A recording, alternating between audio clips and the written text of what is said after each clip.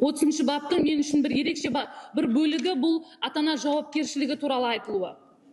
Нақтырақ айтсақ, заңда ата-ана бала тәрбиесіне, балаға қамқорлық жасауға құқылы әрі етене міндетті делінген. Бұл жерде де құқық пен міндет сөзі қатар айтылып тұр. Жалпы сіз білесіз бе, біз қоғам бұл дабыл қағатын ерте жүктілік, тұрмыстық зорлық, зомбылық, суицид, кәмелет жасқа толмаған жастардың арасында қылмысқа тап болған тырнақша ішінде сәтсіз бала образының артында жауапкершілігі жоқ қаншама ата-ана тұр.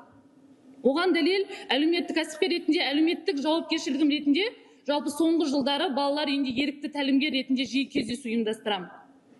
Біз көбіне балалар үйіндегі балалардың ата-аналары жоқ, немесе туа біте сонда өсіп жатыр деп қателесеміз. Менің қызмет жолында жүрегіме батқан ең бір қатты оқиға бар, 14 жасар қыздың жеке кездесуінде. Рухабза әпке, мен бұл тағдырды таңдап алған жоқпын.